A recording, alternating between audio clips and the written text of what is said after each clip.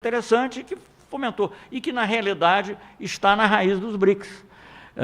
Porque o esforço da Rússia e da China, que se sentiam excluídos do IBAS, né, e eles sempre...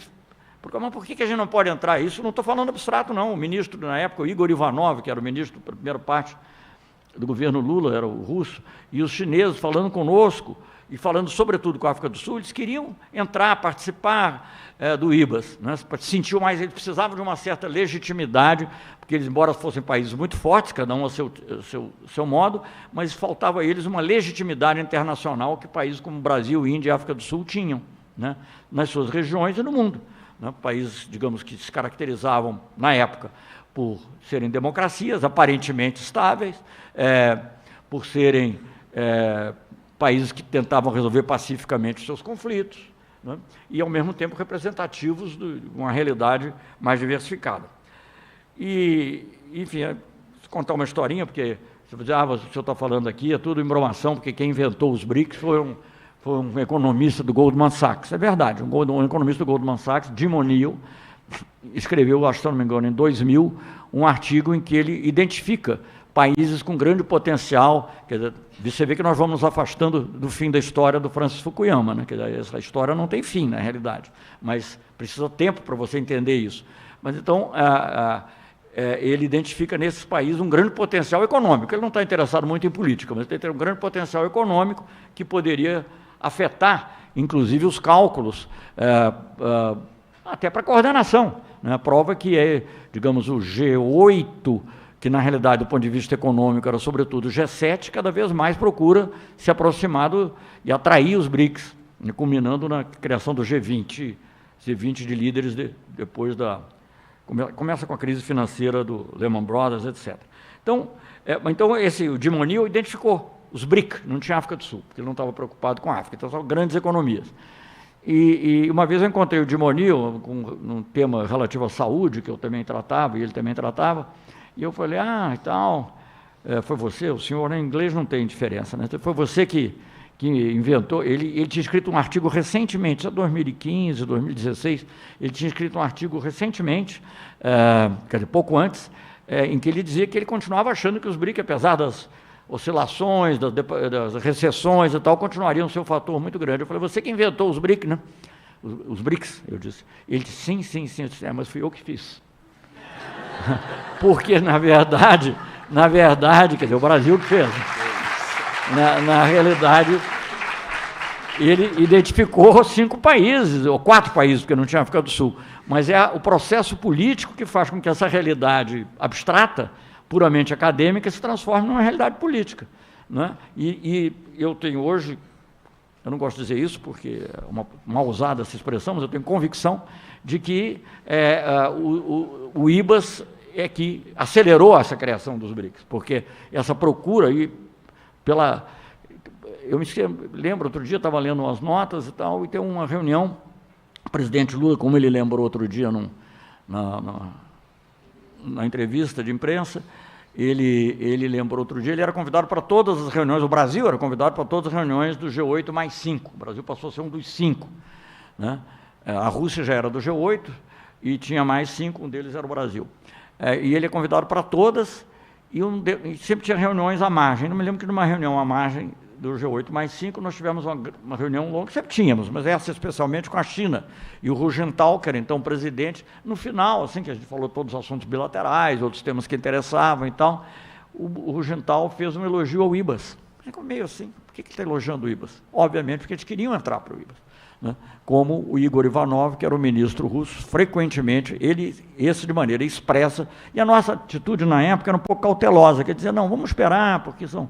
Quer dizer, eu não dizia para ele que são 3 países democráticos, dizia, mas a gente tinha, sei lá, um perfil específico que não coincidia com o dos países. E tinha uma outra diferença também, que Índia, Brasil e África do Sul são aspirantes a membro permanente do Conselho de Segurança, e, obviamente, Rússia e China já são membros permanentes. Então, tem uma diferença nesse tema importante. Mas muitas outras coisas aproximaram e acabou se criando os BRICS. Então, coisas que afetaram a geometria política do mundo, o Brasil participou muito ativamente. E eu vou citar aqui 2 exemplos, para também não ficar muito longo, porque eu acho muito mais interessante você ver os exemplos históricos do que eu ficar discorrendo sobre teoria. até porque não é meu forte. Mas, embora eu tenha escrito, quando eu era professor de Relações Internacionais, eu escrevi um artigo que era praticamente um elogio da teoria. Que sem teoria você não consegue fazer a boa política. Mas acho que a teoria tem que entrar, ficar lá no fundo da cabeça e depois você atuar. Mas dois aspectos. Por exemplo, a América do Sul. A Unasul, que está sendo destruída agora. Né? Nós criamos a Unasul, né? Estava lendo ali o livro do embaixador Rubens Recupero, que não se pode dizer que seja uma pessoa de esquerda ou petista, nem nada disso, fez várias críticas na época, talvez bem fundadas, e ele falando das primeiras tentativas de cooperação na América do Sul, teve um ABC entre Argentina, Brasil e Chile, que se tentou na época do Barão do Rio Branco, não foi para frente, depois tentaram de novo em 1915, depois, enfim, muito mais tarde, volta na época do Perón. Então, ele falando do ABC, disse, não, primeiras tentativas que, digamos, são um esboço do que viria, não sei exatamente que palavras ele usa, mas, enfim, que seria, digamos, uma antecipação do que viria a ser mais tarde a Unasul, essa englobando toda a América do Sul, que é uma coisa extraordinária. Pensem vocês, foi criada uma organização que pela primeira vez reunia todos os países da América do Sul. Isso nunca tinha existido. Não quero plagiar ninguém, mas nunca antes na história da América do Sul, os presidentes, não digo que tinham se reunido, porque para a justiça ser feita, o Fernando Henrique Cardoso fez uma reunião, mas não tinha uma institucionalidade própria. Então você tinha um problema, digamos, entre Equador e Colômbia, tinha que levar para a OEA. Você tinha um problema interno na Bolívia, que ameaçou guerra civil, tinha que levar para a OEA. E assim seria. E a Unasul começa a substituir isso. E se vocês acompanharem, eu pretendo ainda, se viver, escrever um livro sobre as relações bilaterais com todos os países da América do Sul, e uma das coisas que se assiste é um declínio da influência da OEA na região. Esses exemplos em que eu dei, sobretudo na disputa entre Venezuela e Colômbia, principalmente, e também na disputa interna na Bolívia, entre a chamada média luna, que era mais à direita, simplificando muito, né, e o altiplano, que era mais ligado ao Evo Morales, no final foi a Unasul também que ajudou a resolver, ou os países da Unasul mobilizados por ela. Então isso era uma mudança muito radical do ponto de vista estratégico. Então essa mudança aqui, ela foi tão bem percebida, inclusive pelo presidente Obama.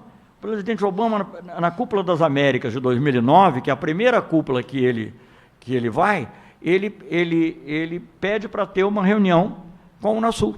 Quer dizer, essa que está sendo agora destruída, desconstruída e destruída, de maneira totalmente não transparente, porque não há uma discussão pública. Isso foi aprovado por tratado internacional. É um tratado internacional, foi aprovado pelo Congresso Nacional. Inclusive, eu tenho uma séria dúvida jurídica se é possível você denunciar esse tratado sem passar pelo Congresso. Muito séria. Os estudantes de Relações Internacionais, de Direito Internacional, que por acaso hoje aqui, deviam pesquisar isso. Uma coisa muito séria, porque pode acontecer com esse tratado, pode acontecer com muitos outros. Sim, o Executivo tem a capacidade de denunciar os tratados, mas eu não sei se você, porque o tratado, uma vez aprovado pelo Congresso Nacional, tem força de lei. Você pode passar a tirar uma lei só por uma ação do Executivo? Tenho sérias dúvidas, mas eu não vejo ninguém discutir isso, nem do ponto de vista formal. E mesmo aqueles que não gostam do Unasul, que eu imagino que seja dominante na grande mídia, mas eles têm que pensar que isso pode ser usado para outras coisas também. Como o Brasil começou a criticar, por exemplo, a Convenção sobre o Trabalho Indígena.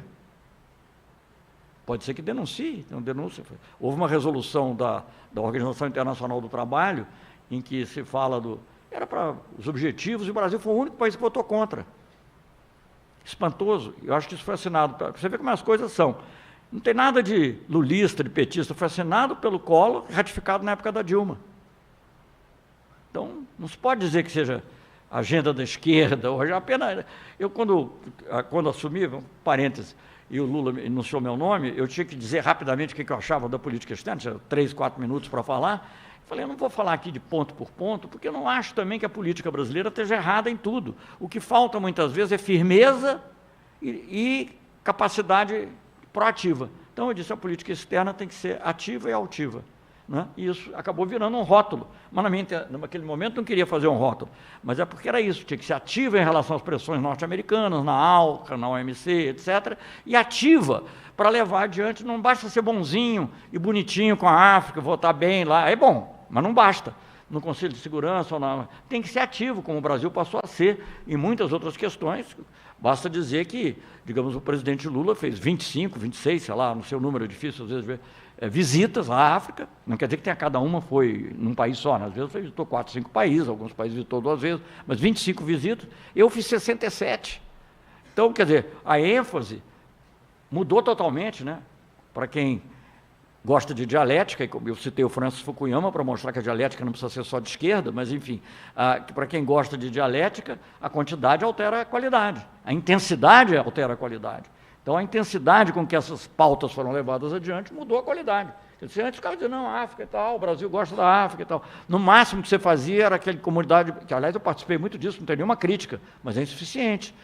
Comunidade dos países de língua portuguesa, participei na época do Sarney, na época do Itamar, em outras épocas. Mas a intensidade que a política africana foi desenvolvida, e aí você vê como é que, digamos, a mídia brasileira, e já estou passando mais uns 10 minutos, tá bom. A política brasileira, como a mídia brasileira e a elite brasileira, como ela não se enxerga. Depois do impeachment da Dilma, quando subiu ao poder o governo Temer, teve muita crítica, muita expectativa, que fechar embaixadas na África e tal. Felizmente, prevaleceu um bom senso e não fecharam. Nem o Serra, nem o Nunes fecharam. Mas saiu um editorial, um jornal aqui, muito importante, de São Paulo, né? Vocês podem imaginar qual, dizendo, não, e no meio do comentário havia assim, porque o Brasil tem mais embaixadas na África do que a Alemanha. Falei, metade da população alemã não é de origem africana, que eu saiba. O problema é o seguinte, o brasileiro se olha no espelho e quer ver um europeu, ou quer ver um americano, antigamente imaginava que queria estar em Paris, que era até bom, agora quer imaginar que está em Miami, né? Então, esse complexo de vira-lata que domina, porque não é só um complexo de vira-lata, é achar que deve ser vira-lata. Isso aqui é pior, né? É uma política. Não fosse só um complexo, eu sou coitadinho, não posso fazer nada. Não, eu sou coitadinho, não posso e não devo fazer nada. Então, esse é o exemplo com relação à África. Mas, enfim, então, um exemplo é a participação, o Obama convidando, que era até para ele uma maneira de poder conversar com a Venezuela, porque se o Obama resolvesse conversar com o Chaves, ia haver muita crítica internamente lá setores lá na Flórida, em outros lugares. Mas, através do Sul poderia. E, pouco tempo depois, toda essa ação de integração sul-americana e latino-americana, porque eu não vou me alongar aqui, mas teve uma dimensão também para toda a América Latina e Caribe, que foi a CELAC, a primeira reunião também foi realizada no Brasil, na ilha em Sauípe, na Bahia, pouco depois da criação do Unasul. Ficou claro para o Obama que não era possível manter o ritmo das cúpulas das Américas se os Estados Unidos não aceitassem Cuba. Porque acabou havendo... O presidente Lula disse em 2009 que não haveria outra cúpula das Américas sem Cuba, ele errou. De fato, a seguinte foi sem Cuba. Mas a outra posterior já foi com Cuba, né? Porque, digamos, na substância, entre aspas, profecia ou previsão estava certa. E o presidente Obama disse no estado do State of the Union, não, o discurso mais importante feito sobre política em geral e política externa também, disse no Estado da União que os Estados Unidos tinham que aceitar Cuba, coisa que o Trump agora não está querendo desfazer, mas enfim, tinha que aceitar Cuba, porque senão ele se isolaria do resto do continente. É espantoso que haja esse reconhecimento, mas houve. E com relação aos BRICS, é a mesma coisa. Eu estou dando esses 2 exemplos, mas eu poderia falar muitos outros, da ASPA, de como o Brasil foi convidado para a Conferência de Anápolis, para relançamento do Mapa do Caminho, porque o Brasil tinha confiança dos palestinos e de Israel. Eu tive inúmeras, todas as vezes que eu fui a Israel, só para deixar claro, não é que o Brasil tinha, todas as vezes que eu fui a Israel, fui recebido pelo primeiro-ministro, pelo menos sempre que eu pedi. A única vez que eu não fui, quando eu não pedi, porque estava uma guerra contra Gaza e eu achei que não valia a pena pedir uma audiência ao primeiro-ministro, me limitei meus contatos à ministra do Exterior, que era Tzipi Livni, fui muito bem recebido por ela, que interrompeu uma reunião de gabinete para vir falar comigo. O Brasil é um país importante. É isso também que a gente tem que se convencer. O Brasil, a posição do Brasil influi em muitos outros países. E por isso que é tão dramático você ver o Brasil se afastar de certos princípios que ele sempre teve. E aqui eu vou já fazendo um corte para essa parte final, porque seria muito difícil falar de tudo, né? Mais ou menos aludir a vários pontos, mas eu vejo hoje uma distorção imensa. E talvez a maior distorção conceitual, que tem muita maluquice, né? Mas depois você tirando a maluquice, tem muita loucura, né? Muita loucura mesmo, você começar a citar milagres lá se passaram com Dom Sebastião, enfim, coisas assim, da história de Portugal, que é muito bonita para você ler no Alexandre Herculano, mas não tem nada a ver com a política de hoje, nem com Portugal de hoje, para falar a verdade, que tem governada pelos partidos socialistas. Então tem toda essa coisa, como Cristo apareceu para Dom Afonso Henriques, enfim, coisas desse tipo, mas não foi numa goiabeira, mas enfim, apareceu de alguma maneira. Então, tirando as maluquices todas e as loucuras, mas há uma coisa séria, e eu acho que a coisa mais séria que tem no governo, além as coisas boas têm um aspecto específico e geral, né, como eu mencionei, as coisas ruins também. Então você tem uma atitude ruim com relação, na minha opinião, com a Venezuela, em que você é tolerante com a intervenção, depois mudou um pouquinho, mas praticamente o presidente, quando foi aos Estados Unidos, praticamente convidou uma intervenção, ele disse que nós podemos, como fosse um problema nosso, se nós quiséssemos, nós podemos precisar do apoio bélico, palavra por ele usada. Ele não é muito fluente com as palavras, de modo que pode ter sido, mas de qualquer maneira, podemos precisar do apoio bélico dos Estados Unidos. Felizmente, como já disse um jornalista aqui, nesse governo os recuos são melhores do que os avanços, e 3 dias depois, ele assinou um comunicado conjunto com o presidente Piñera, do Chile, que é de direita, mas tem bom senso. Então, nesse comunicado, os dois presidentes condenam energicamente, ou rejeitam energicamente, a intervenção militar. Ótimo, recuou, excelente. Agora a gente não sabe bem o que vale mais a longo prazo, mas de qualquer maneira. Mas, além dessas coisas que são individuais também, e querer fazer uma embaixada, depois não é embaixada, é escritório comercial, não faz nenhum sentido. É como um país ter uma embaixada, fosse São Paulo, a capital do Brasil, em São Paulo, e ter, ou vice-versa, e ter um escritório comercial em Campinas, com todo respeito a Campinas, não faz sentido. Sendo que lá são distâncias muito menores, é tudo muito pequeno, ninguém faz isso. Mas foi a maneira que ele encontrou de recuar, sem parecer que tinha recuado tanto. Mas ainda bem que recuou, né? Porque uma coisa estaria indo contra todas as decisões das Nações Unidas, só os Estados Unidos, e acho que a Guatemala, no momento de pressão especial, país pequeno, que está ali na América Central, né, com problemas de imigração e outros que os Estados Unidos, séria pressão. Para o Brasil não tem sentido. Mas não é só isso. Eu acho que dentro desse contexto há um ataque sistemático às normas multilaterais, ao multilateralismo. E isso é um reflexo, isso é uma importação totalmente descabida do trumpismo. Totalmente descabida.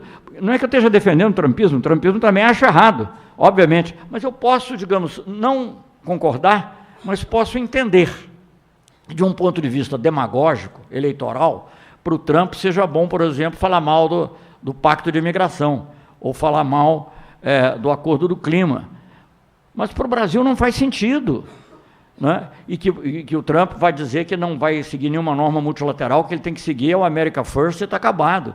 Mas vai dizer que para nós é o Brasil First o tempo todo. Nós não temos 4.000 bombas atômicas, nem foguetes, mísseis intercontinentais, para poder, digamos, impor uma visão, como é o caso dos Estados Unidos, nem as várias frotas, né, que são capazes de estar presentes no mundo inteiro. E não somos a maior economia do mundo.